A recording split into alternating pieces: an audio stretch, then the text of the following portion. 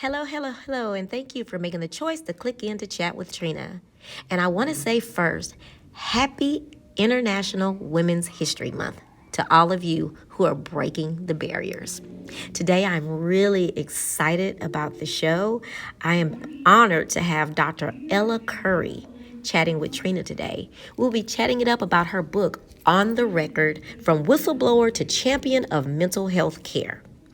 On the Record shares the journey of a pioneering mental health professional who became the first African American woman to head a major mental hospital in America.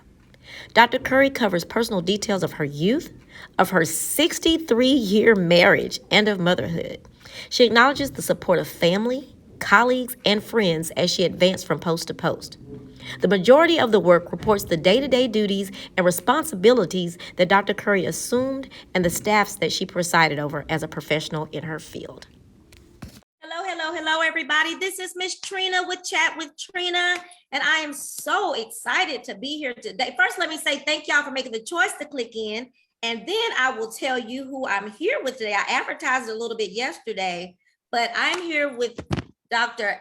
Ella Curry. She was an RN, and she is the first African American woman to head a mental institution or hospital. I guess they're the same thing. Hospital. How are you, Miss Ella? Well, good afternoon. Good to be with you. Thank you for joining me. I really appreciate it. My mom has told me so much about you, and then she told me about your book. And we know me and you have been going back and forth trying to get the book to me. It's been crazy. So I'm going to allow you to do a little bit of talking about you and your life, and then about the book, a book. Of course, I can't speak much to it in all honesty because I haven't had the opportunity to read the whole thing, but I am excited that you sent me the transcript so that I can read it. I'm very excited about that because I don't know if my mom mentioned it to you at all, but I am a proponent of mental health. I like to bring what they say, break the stigma. I like to make sure everybody knows so they can understand that, it's a thing. So, well, it's my life's passion. This is what I've been doing for over 60 years. Wow. And I heard you were married for 63 years. 64 now. 64 as of March the 1st. Wow. 64. You must be a good woman and he must be a good man. Well, I think it's the latter that you spelled out. He's just a good person, good, wholesome, caring person. I was born in the Red Hills of Athens, Georgia. That's if you never heard of it, it's about 72 miles east from Atlanta, Georgia. Oh, wow. It's where the University of Georgia is located. Okay, is that the university that you attended?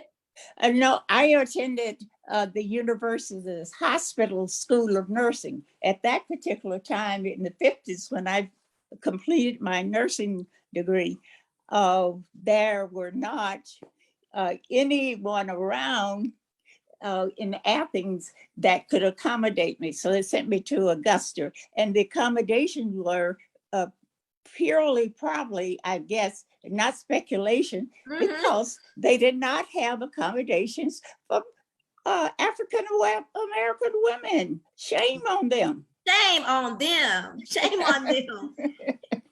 And that's, yesterday was International Women's Day, and this is the month of that. Hopefully we breaking that stigma a little bit, or breaking the bias, breaking the bias. Yes. What was growing up like for you? Oh, it was somewhat normal with the two-parent family, and living with my maternal grandparents until their death. My mother and father. My mother, Claudia Adams, deceased when she was about 32, and as well as I could calculate, I would have been about 13 when she died, going to be 14 within 60 days. So it's a long story. I was an only child until my stepsister, my father's child by another relationship, joined our household of Miss Lacey Johnson at the age of 14. when I was 14, and before my mother died, she had promised me that she would take care of me if anything happened to her. And I didn't think that that was too unusual because she lived with us. Right. A very smart person. She's a master prepared English teacher in the public school system, worked for Athens, Georgia until her retirement, and traveled with her Air Force deceased husband now. Mm-hmm.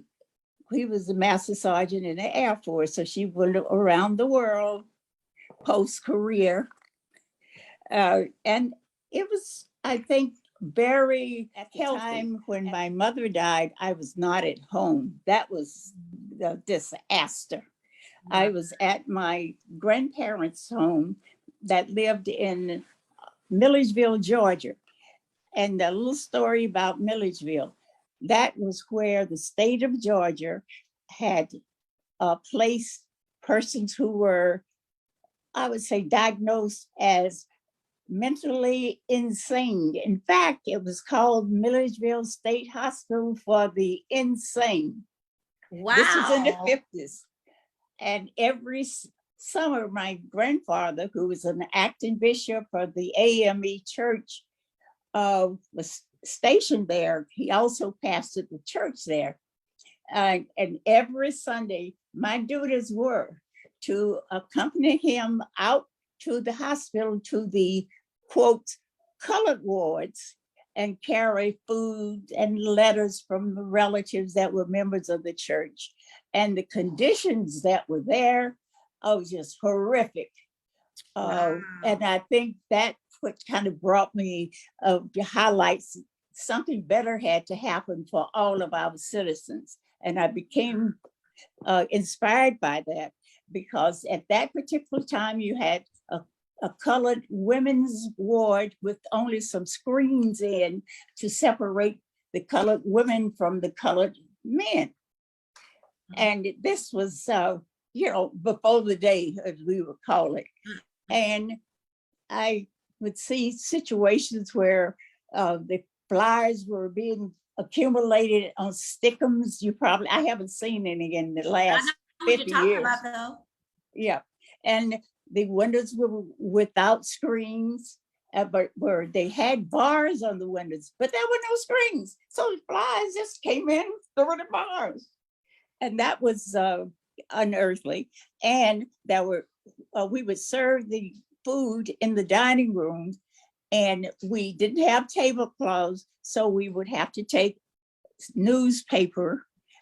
Sometimes my grandmother would permit me to take sheets from the house to make tablecloths. And I had the proud task every Sunday of preparing the lemonade. And that was before you had instant lemonade or sugar. So you had to literally squeeze it. Right, you had to actually, you had to warm the lemons up and roll them, and then you would cut them, and then you would squeeze them. But so somewhere along the way, someone probably located lemon and orange utility dish, and then all you had to do, didn't have to squeeze and just turn it. So I knew how to use a jar. I had a 5-gallon jar that I would make the lemonade in and serve it to the patients after we had prayer. Now, to make a situation that was not so inviting worse, is that we had to serve the men before we served the women. So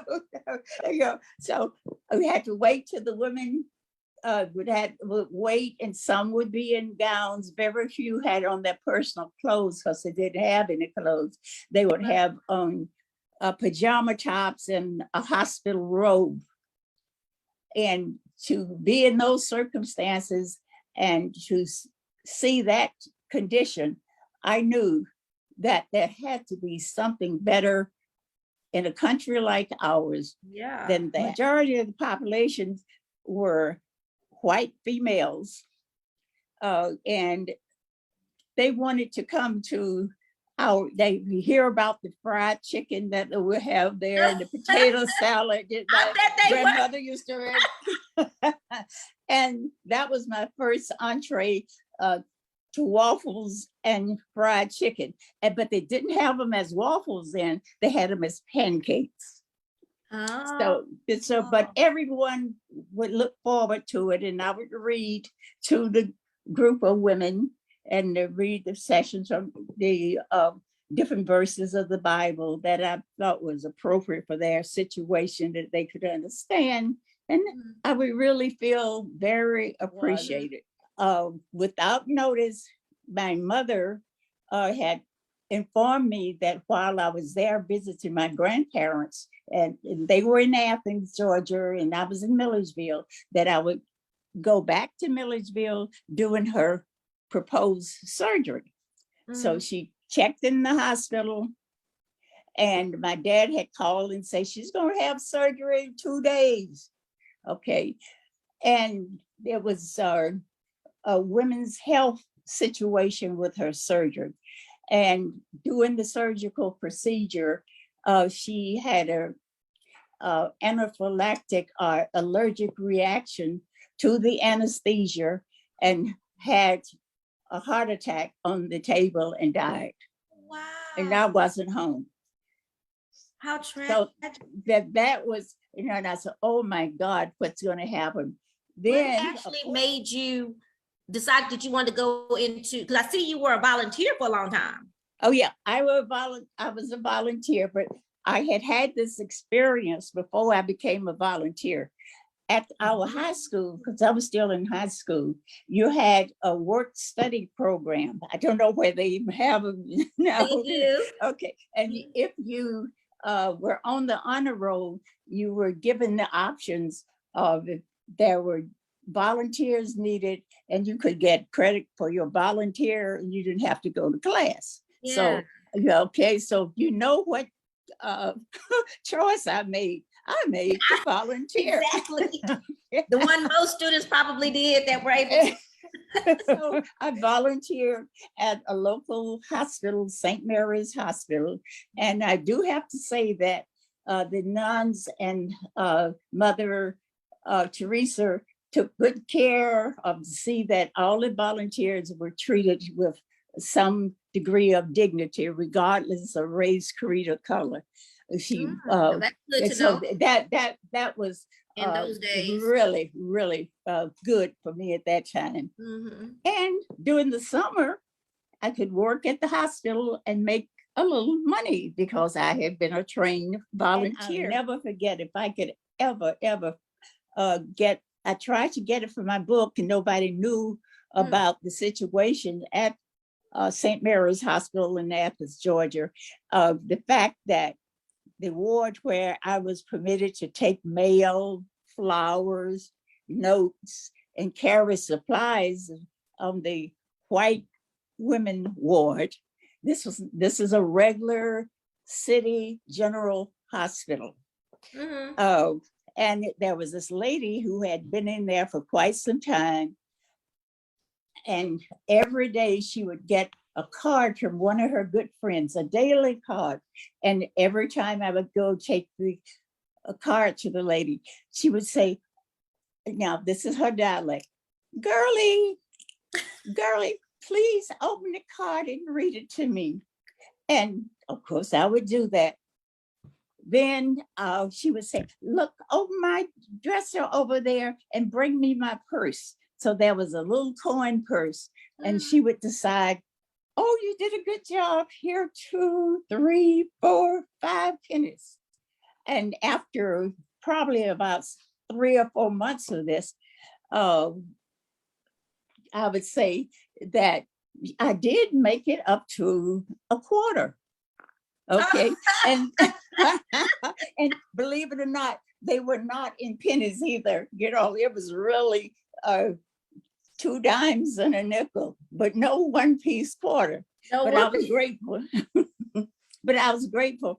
I learned after, and this was probably about when I was junior in nursing school, Mhm. that the lady had left the hospital and was asking about me and where I was and what I was doing. But it never dawned on me that the lady could not read, because I wanted to go back to her and say, "Oh, do you remember me? I'm Girly. I'm Girly Adams."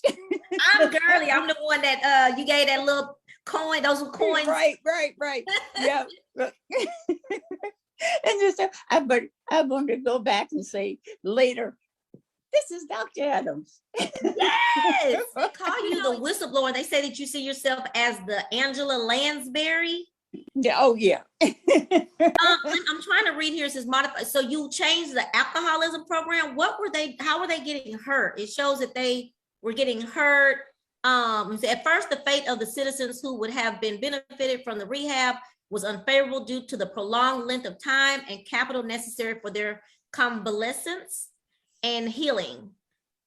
So, this happened in 1975, when I was first received my appointment. That's in the congressional record, and also was covered by Ebony Magazine and various, the Chicago Defender, Manteno State Hospital in Illinois. It's about 60 miles south of Chicago. To give you some idea, it was in the boonies. And and when several people made comments about, since they did not have any African Americans in the cabinet or in any responsible position, and the town itself of Manteno, Illinois, did not have any African Americans that lived in the town. So they decided to teach me a lesson, since I applied for the job and was the most qualified. Okay. wow. Wasn't at that time, it wasn't too many women around the African Americans with the RN and a degree in psychology. I didn't have my PhD at the time, but I still got the appointment. And once I got the appointment, the politicians came out of the woodwork, and certain things were like said, "Oh, you'll never make it down there, because the Ku Klux Klan will be after her in 2 minutes." I went to that place.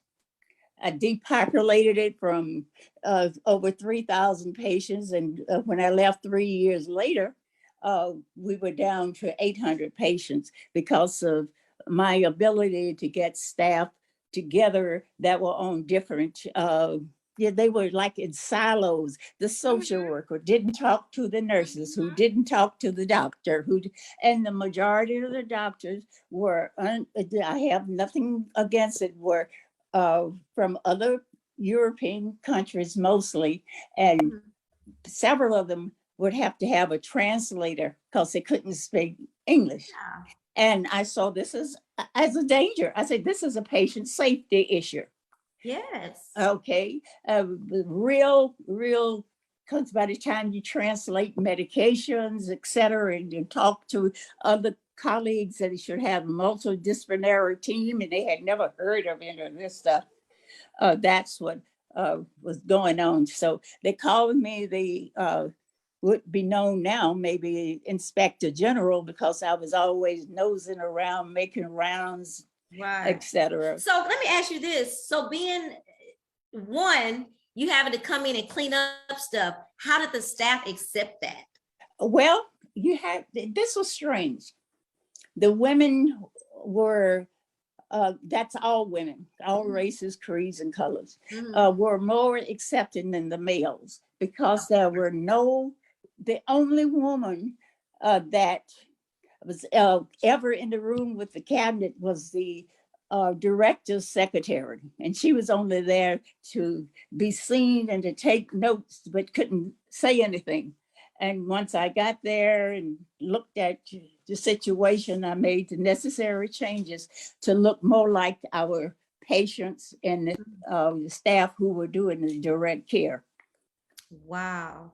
And I definitely like what you mentioned because that still happens today, and people don't really understand that being silos and separated, that takes away from what you're doing with, I mean, educate when you're educating the students, healthcare, like all of these different things. That is like a huge deal, in my opinion. If the teacher's not communicating with each other, everybody's mad, everybody's separated, it doesn't help the people that you're there to serve, you know? That's right. Now, how were you scared when they mentioned the Ku Klux Klan? Well, I told the governor's office when I got the call, and I told my husband, and he he laughed. He said, "You got to be kidding me." I said, "It's true. Listen." And the governor's office called, and then my director of mental health, Dr. Levitt, who's you'll see his picture in the book, and made the announcement and everything. Oh, I would say that they had to listen to me. I did not care if they had to send Illinois State Police to follow me 24/7. I was going to my job. Yes. But I had a little things happen before then. I had been sort of known to uh, chain myself to trees when I didn't want trees to be cut down. I love it. And So I see here in your book, you said that I called an emergency meeting of the cabinet and made arrangements to visit the Cook County Jail personally with my chiefs, psychiatrists, nurses, budget and security personnel at my side. The crux of the matter became solving the problem of separating the mentally ill and the criminal offenders from the adults in the psychiatric treatment program. That almost sounds like today. Well, You know? I can tell you, probably it came back vividly to me when things were going on in Minnesota with the George Floyd case. And I Yeah. said, is that still going on today? I thought they'd taken care of that. Yeah. I got all kind of awards from the governor and from this one, that, having them have a specialized program. In fact, my doctoral dissertation was about forensic psychiatry and the need to separate out the patients, because patients were taken, some of them who were in jail, if they start hallucinating for whatever reason. Some of them were strung out on illegal drugs, we determined that we should get them sane enough to take them back to court and face the music. I'm just reading that here. I see that right here. Okay. So just because they had the mental health issue, they still had to face the music. They didn't want the political heat. They didn't want to take it from Chicago with the situation going on, because there had been 2 deaths of real mentally ill patients in the jails. One unfortunate soul hung himself. Another one cut his stomach open and was pulling out his GI tract. And so we established a prototype of a forensic psychiatric unit. And I got the help I didn't do all this by myself. I got the help from my department, the Illinois Department of Mental Health. And also, I would say that the University of Chicago sent residents and the chief of psychiatry for the University of Chicago, Dr. Apter. He was like responsible for the residents and the interns. And we sort of got it together, and the staff, when they knew they were going to get a new program, they all, it wasn't so, I'm afraid I'm not going over there with the killers and the robbers and this and that. Okay. But once we sent them through 2 months of full-time training. And then they also had to spend 1 day a week at the Cook County Jail to see how they handle some security people. And I sent security people to the Cook County Jail. And that was not known to be that tolerant of the mentally ill. Yeah. How long did it take you to turn around that hospital that you mentioned that you were able to go from, did you say Uh, 800 to 3? I said 3,000 to 800. 3,800. Yeah. Wow. Okay. It took, I would say, at least a little over 3 years. And what was your goal or the vision? The goal was to get them the help they needed and get them to be able to survive in society. Oh, yes, but however, there was also a program that I had helped one from the University of Chicago. We had an attorney that was assigned to the department that got some of the legal aid people to come in and to instruct the patients how to appear in court. So we would dress them up, they, you know, get the haircut and all of this and everything and buy them new clothes. And everybody had a sort of a ditty bag. We would call it a piece of luggage, but at that time we could call them a ditty bag because everything that you needed for personal care and hygiene was in there, basically. And we tried to humanize the place. Okay. So in your time, like as time went on, I'm always curious about, did you ever run into any of those patients that you guys helped and that were rehabilitated? Yes, I did. When I was getting in school, in doctoral school, to get my doctorate, here's what happened. One of the patients that had been in the program came back after he was discharged from court and wanted to talk to see if I was still there. I was not. I was at another hospital.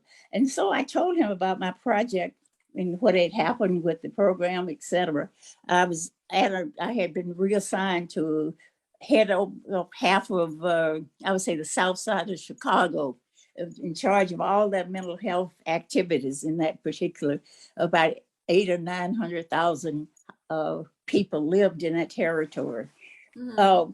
And the young man agreed to sign a release of information that he would like to be interviewed by me on tape, to tell about his life before and after.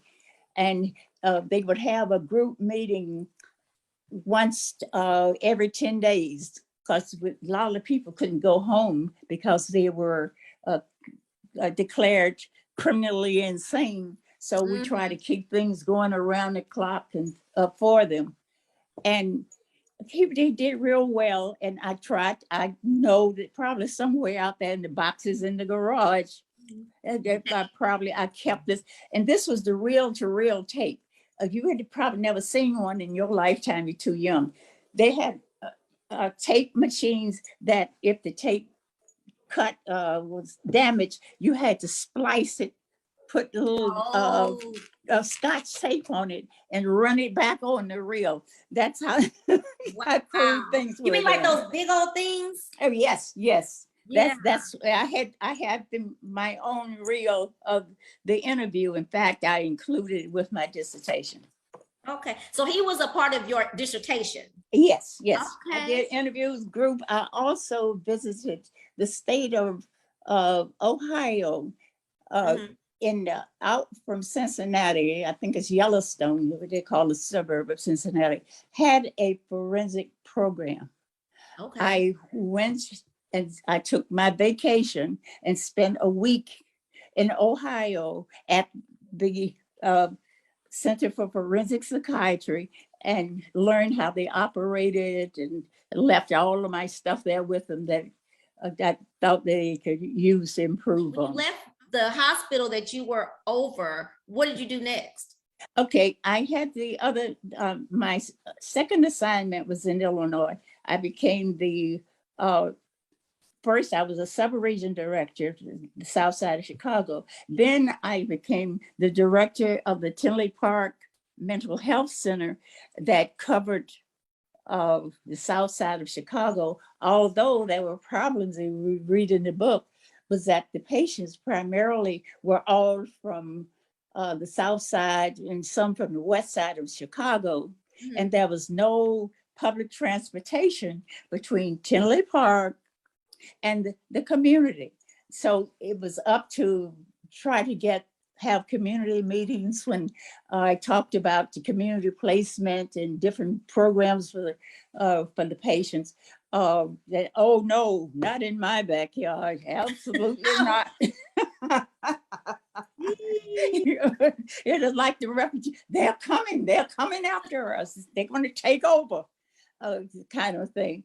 But we worked with the ministers on the south side of Chicago, went to night meetings, and I always went with my own security from the hospital. I bet you did.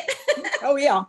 Speaking of security, we're still, we ran a satellite clinic out of Jackson Park Hospital that was for the mentally ill, the state of Illinois. We leased space from the hospital as they began to move patients from inpatient care to outpatient care.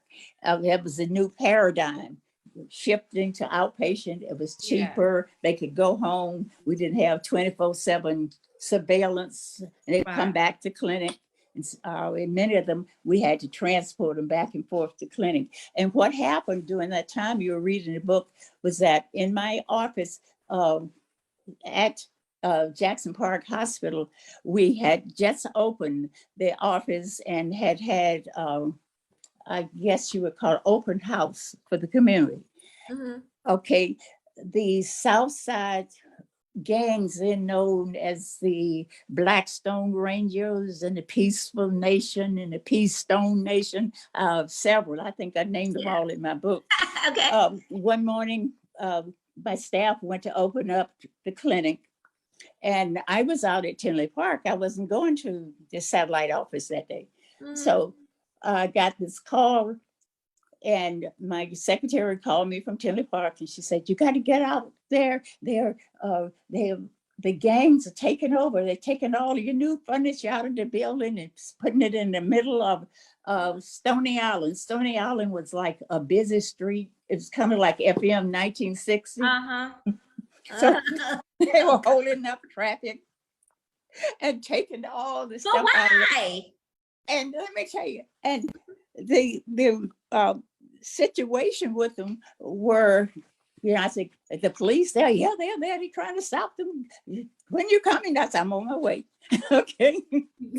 So I stopped by security and picked me up, say, who's going? I got to go to the outpatient clinic. Although we had security, it was contract security. Mm-hmm. Okay. And they just were no match for these gangs. They absolutely no match. The gang members had some of them. I probably did not put the names in there because I don't know whether they're still in jail or what. But anyway, but their reason, I said, why would you want to do this? You got the services, and you don't have to worry about coming to see your relatives here, there, and everywhere. Oh, they need to be out there, out of the way. Also, they wanted them to stay in the facility. They wanted them to stay in Tinley Park and not to discharge them back to home. Those who had home. The furniture, so they didn't have no. And so I said, what you going to do with the patients? I said, I'm going to get the patients. If you tell me where your place is, if it's good enough, I'll let them stay there. But if it's not, they're coming back with me. So, well, the heads of the gangs at that time had put the word out that I was trying to, I would say, go around and accumulate patients for the Illinois State Basic Research Program that was with the University of Illinois, because they wanted to experiment on Black males' muscles. Oh. So I was involved in this, I would say, chaotic mess that was ill-informed. The bad information usually travels far. Definitely. Good news never goes too far. Never. Thank you for saying that. Wow. So it's almost like they were thinking about what people think about now with the vaccine, thinking about the Tuskegee Airmen, kind of like that. Yes, absolutely. Yeah. So they were going to put us out of business. And Take all the furniture. taking the furniture, the equipment, and then this was either maybe starting, I don't even remember where we had computers or not. I know we did have electric typewriters. I don't know about computers. I don't recall that. But telephones out the wall, just going through with, taking everything that wasn't nailed down. And so that was a day in court. And then finally, the Department of Mental Health decided that I should, not have to tolerate this kind of nonsense. Yeah. And we went to court and they threw the book at them. They were, it was kind of like, they were kind of like the insurrection of January the 6th. Okay. Yes. They were there going to take over from the state of Illinois. Yes. Okay. You know when they say how life repeats itself in That's so right. many different, even like all the things that I'd heard about that happened, with discrimination and stuff back in the day. I mean, I'm 52, but I still was so naive to that stuff. But to see it happening now, some of the stuff that's happening now, you'd be like, this stuff is crazy. So I just, now I'm having to say, oh, I can imagine how it was back then. Because this is nowhere near like then, I guess. Well, it had so many similarities. I would say the topics have changed names, but the behavior is still the same. That no one went to the behavior modification classes. They didn't do that. They just switched the name. Yes. That's all. After that assignment, my husband, Will Curry, we met in the military, and he was discharged from the military. We both Army officers. I was in the Army Nurses Corps, and he was discharged at the rank of captain in the reserve, and he went back to his historical Black University of, at that time was Tuskegee Institute, is now Tuskegee University. Okay. So, and he lived with the second or third presidents as his person to help around the house and drive his wife around and that kind of stuff. So he's driving, instead of driving Miss Daisy, he's driving Miss Ella. So okay. And you keep it working. Right. Okay, but I'm saying all that to say this, that he was a research chemist that was recruited from the University of Chicago, and he had worked at Northwestern, and we got transferred, out from there to New York. So that's when the fun really started. So you had, but I was ready. I was ready for them. Whether they were ready for me or not, you were coming. Yeah. You were coming. Yeah. Now, did you have how many kids did you have? Okay. I married this I would say prince of a young man at the time, and he was widowed with 2 children, and then later we had 2 children. So I became a mother and a stepmother all at the same time. What was your last assignment before you retired? Oh, my last assignment before I retired was here in Houston. Okay. Having worked for several Veterans Administration hospitals since I was a veteran, I worked as the associate director, non-MD, and I've been the first non-MD associate director for the Houston Michael D. Bakey Veterans Hospital on Holcomb Boulevard. Yeah. So let me ask this about that now that we're there. So veterans that get out of the military, they suffer with PTSD. Were those people that you serviced as well? Yes, yes.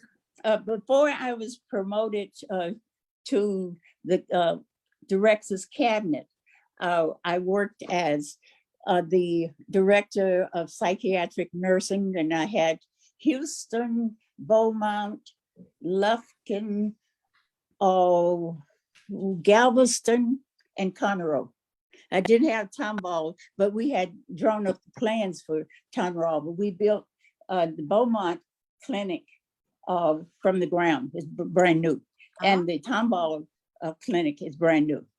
Okay. And I am a patient, a VA patient at the Women's Center downtown Houston. Okay.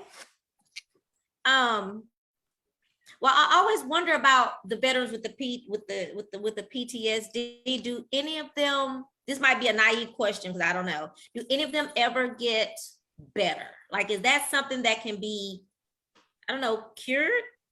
Well, we can do this. We can put it in remission. Mm-hmm. But there in times of they get anxious or get stressed out or whatever, then they revert back to their assignments and if they were in career. I've only had a few World War II, although that I am a senior citizen. Okay, I never cared for anybody who was in World War One. It would be my pleasure to do so if I were. Yeah, okay. No, they have to usually have group therapy, family therapy. It's very costly and it's not going to happen overnight. So, I tell them you have to open up your pocketbook because this is not going nowhere. We have this. Honestly, I wish all doctors, nurses, healthcare professionals would do. Let us know we're gonna have to spend some money. Yes. that it's not quick, because some people get into therapy and they feel like it's supposed to happen overnight. And a lot of people just don't get that it takes time. And it takes time. You've got to engage the family, other support systems that the patient will listen to and trust. Trust is a big factor here because they're always looking over the shoulder and always think that someone is out to do them harm. And they were in the military. That's why they knew that was a job where there was no such thing as do no harm. Right. Dr. Curry's book says this memoir shares a journey of a pioneering mental health professional who became the first African-American woman to head a major mental hospital in America. From hospital volunteer at St. Mary's Hospital in 1953 in Athens, Georgia, to executive head of several Midwestern and Northeastern healthcare facilities. Dr. Ella Curry left an indelible mark on the leadership and mental health care for over 6 decades. Wow. 80s, appointed the executive director at Staten Island? Yes. Oh, you gotta say something about Staten Island. You have to hear about this. If you got to. Yes, we have time. We got to hear some Staten Island. All right. Staten Island once, the infamous Willowbrook State School. Yes. Okay. During the Kennedy administration, Robert Kennedy made his journey there because they had an ill relative, sibling that was ill, and and they were humanitarians. Okay, and he called it the shame of the states. So the New York State organizations for the mentally ill and developmentally disabled filed suit against the New York State, the governor, and whoever that was director of Staten Island at that time. And as they changed directors over the years, I go through in my book doing a chronology of what happened at Willowbrook from the 70s when the a lawsuit was filed until the resolution, and Willowbrook is no more.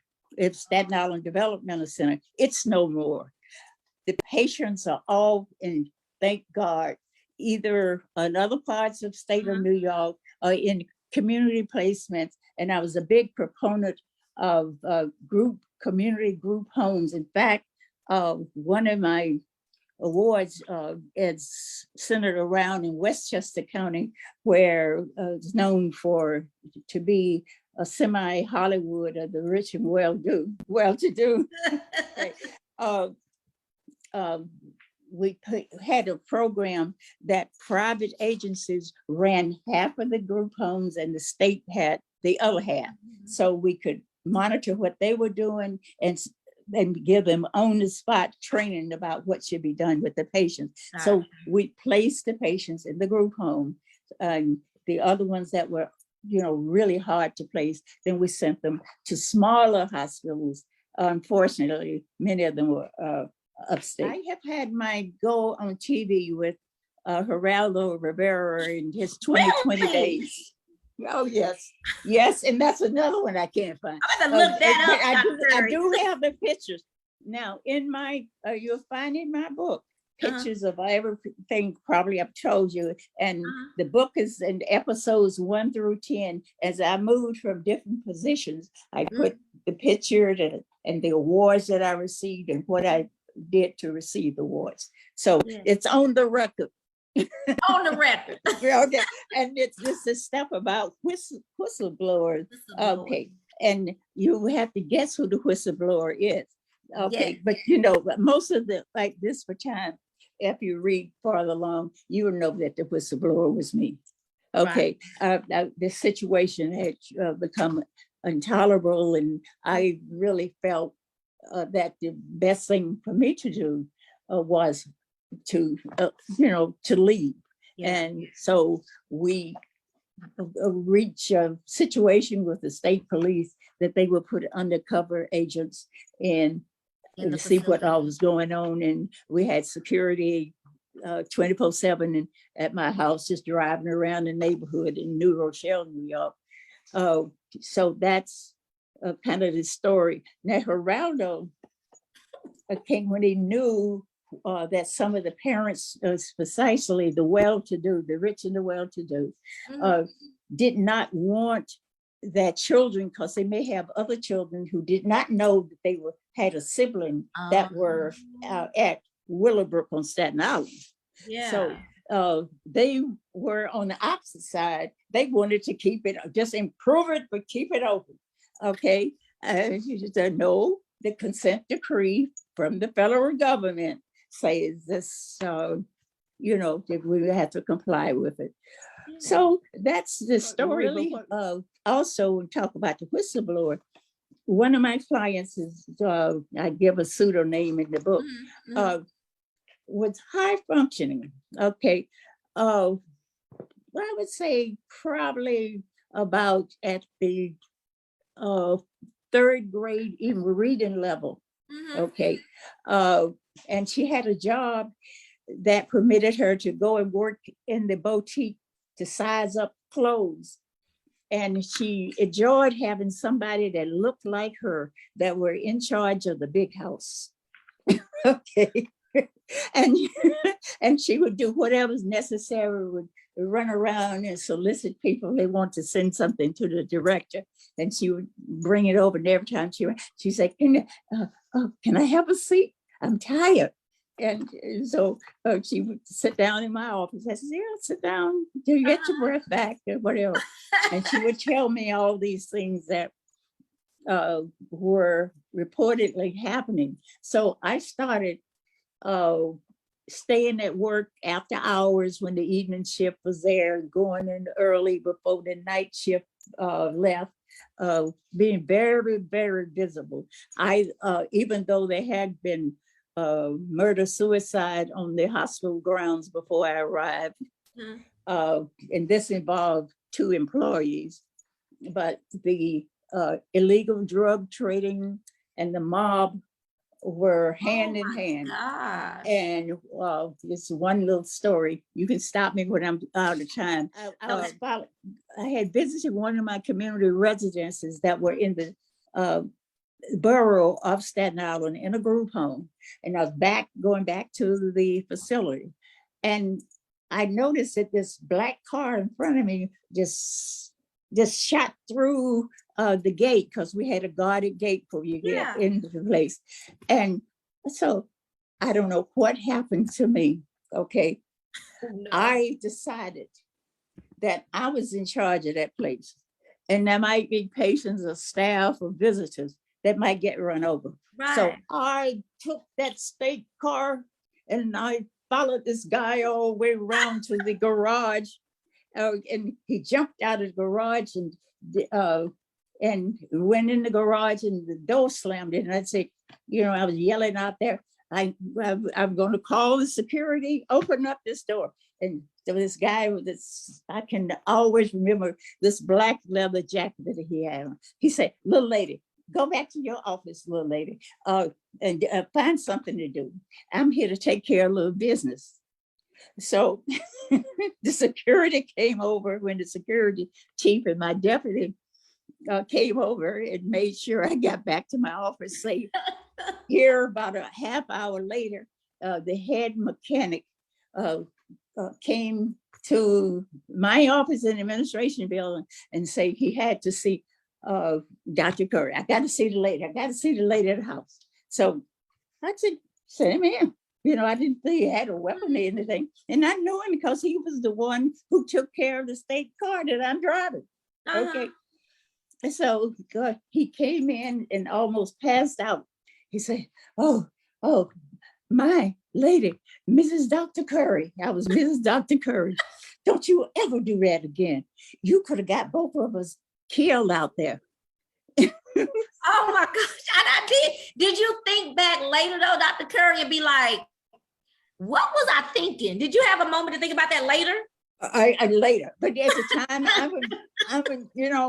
they used to somehow, the word used to get to me that several staff members would call me the cleanup lady. I mean, you was not playing no games.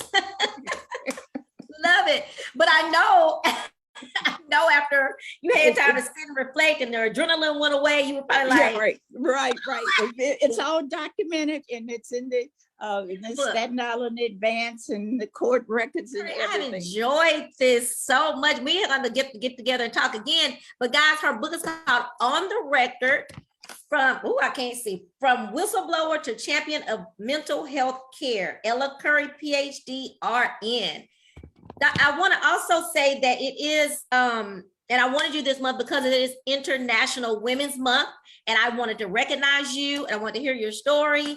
It was great, Grace. I cannot wait to read it.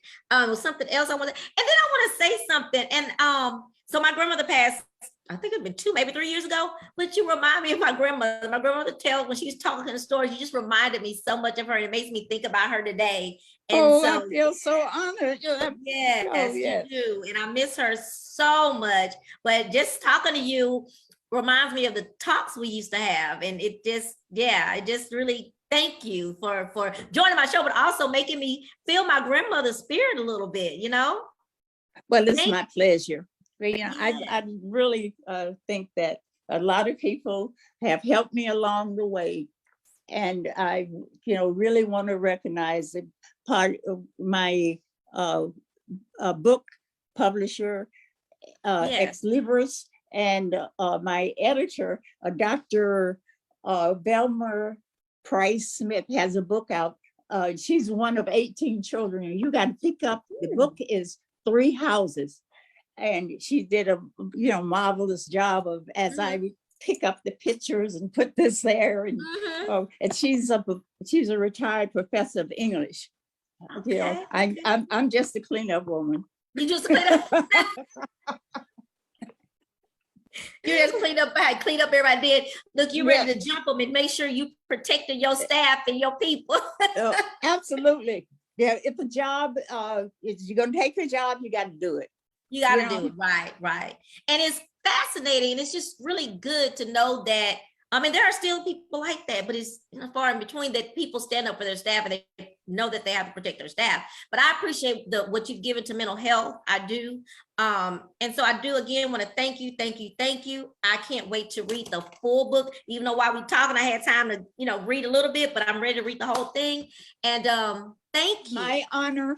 I am very honored, and I just love the ladies of leisure. They have been part of my retirement itinerary every third Sunday. Sunday. Give it up to the ladies of leisure. They're the ones who hooked me up with Dr. Curry. I'm trying to go with them to Los Cabos. I'm trying to go with them out of town because I went to Canada with them and I had a good time. They are a good time group. Yeah, I had them over to our country club here in the subdivision, the North Gate Country Club, and it was post Valentine's, and we all wore red. I saw you. I did your flyer with you and Diane, the picture of you and Diane. Yes, that's what I posted on your flyer. The flyer. Okay. I'm gonna send it to you so you can have it. Okay, thank you so much. And it's good to have been with you this afternoon. Thank you. Y'all to thank Dr. Curry. I want y'all to make sure y'all get her book On the Record, from Whistleblower to I can't read stuff. I can't ever remember the last part. From Whistleblower to Champion of Mental Health Care. It's on Amazon. It's Barnes and Noble. I saw, so it's there because I saw it. So y'all get the book. Thank y'all for making the choice to click in the chat with Trina. Make sure you go to youtube.com/chatwithtrina. Subscribe, share, like. What else? Tell people about Chat with Trina. And bye, y'all. Thank y'all so much. Dr. Curry, thank you so much. It has been a pleasure. Thank you so much. Bye. Okay. Bye-bye. Thank you. Thank you again, Dr. Curry, for agreeing to chat with Trina today. It was such an honor just to be in your presence, even though it was virtual. I hope to meet you soon. And also, happy International Women's History Month, because you are the epitome of what that stands for. Guys, make sure y'all get On the Record. She has so many more stories than what she discussed today. Share with your friends. And again, thank you, Dr. Curry. Make sure y'all go to youtube.com/chatwithtrina. Subscribe, like, share, and leave me your comments. Have an awesome day.